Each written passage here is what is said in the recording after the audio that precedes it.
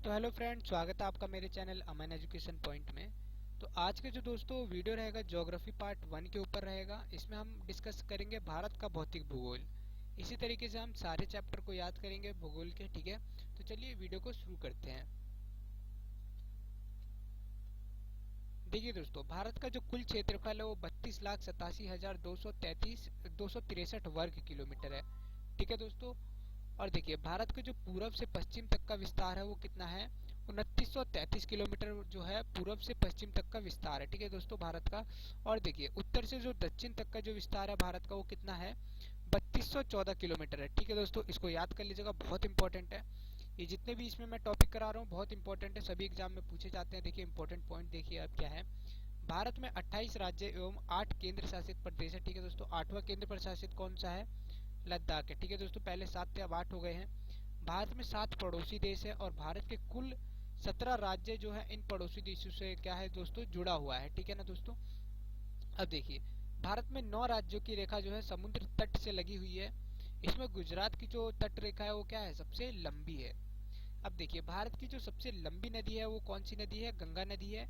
ठीक है, भारत का सबसे ऊंचा पर्वत शिखर कौन सा है, तो K2 गार्डविन आस्टीन है। ठीक है दोस्तों, ये भी बहुत इंपॉर्टेंट है, हर बार पेपर में पूछा जाता है। भारत का सबसे ऊंचा जलप्रपात कौन सा है दोस्तों, तो देखो जोगरस्पा जो है कर्नाटक में स्थित है, भारत का सबसे ऊंचा जलप्रपात है। और भारत में जो सबसे ऊंचा बांध है वो कौन सा बांध है, टिहरी बांध है। ठीक है ना दोस्तों, जो कि अलकनंदा नदी पर उत्तराखंड में स्थित है। ठीक है दोस्तों, अब देखिए यहाँ पे क्या है, ज्वालामुखी के बारे में बात करते हैं।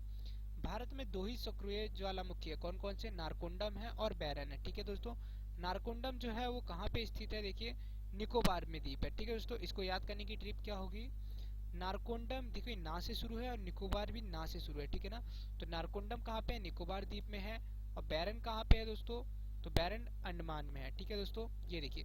अब देखिए त्रिपुरा के बारे में बता देता हूँ। त्रिपुरा जो है एक ऐसा देश है जो कि बांग्लादेश से क्या है, तीनों तरफ से घिरा हुआ है। ठीक है दोस्तों, अब देखिए अब हम बात करते हैं पूर्वी घाट के बारे में, पूर्वी घाट और पश्चिमी घाट। ठीक है दोस्तों, ये देखिए जो पश्चिमी घाट है वो गुजरात से कहाँ तक का है, केरल तक का है। ठीक है, जिसकी कुल लंबाई क्या है, 1600 किलोमीटर है, जिसे हम क्या कहते हैं, सह्याद्री पर्वत के नाम से इसे जाना जाता है। ठीक है दोस्तों, इसे ही क्या हम कहते हैं, पश्चिमी घाट।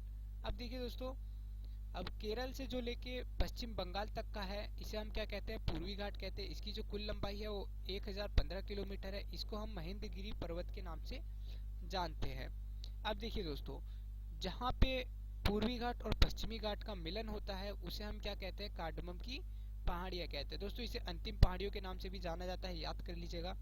अब देखिए इसके आगे क्या है, पश्चिमी घाट के बारे में विस्तार से जानते हैं। आइए देखिए, गुजरात से लेके गोवा तक का जो आपका है उसे हम क्या कहते हैं, कोंकण तट के कहते हैं। ठीक है दोस्तों, जो पश्चिमी घाट है वो 3 भागों में बटा हुआ है। इसका पहला भाग जो है गुजरात से लेके गोवा तक का है, जिसको हम कोंकण तट कहते हैं। ठीक है दोस्तों, अब देखिए गोवा से जो कर्नाटक तक का है उसे हम केंद्रा तट के नाम से जानते हैं, और जो कर्नाटक से केरल तक का है इसे हम किसके नाम से जानते हैं, देखिए इसको हम मालाबार तट के नाम से जानते हैं। ठीक है दोस्तों, यही हमारा पश्चिमी घाट था। अब देखिए पूर्वी घाट के बारे में मैं आप लोगों को बता देता हूँ। पूर्वी घाट भी क्या आपका 3 भागों में बटा हुआ है। इसका पहला भाग कौन सा है, केरल से आंध्र प्रदेश का है। ठीक है, इसको हम जानते हैं कोरोमंडल तट के नाम से। ठीक है दोस्तों, जो पहला इसका तट है कौन सा है, कोरोमंडल तट है, जो केरल से आंध्र प्रदेश का है।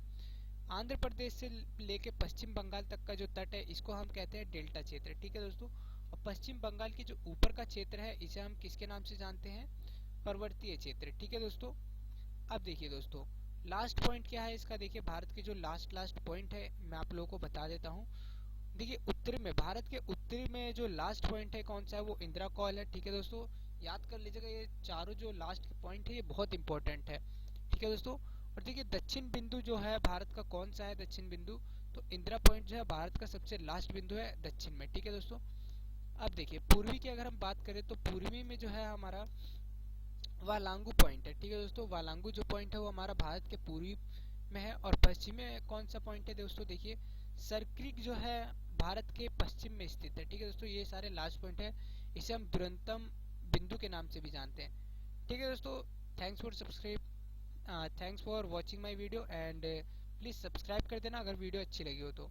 ऐसी और वीडियो पाने के लिए बटन को क्लिक कर दीजिएगा।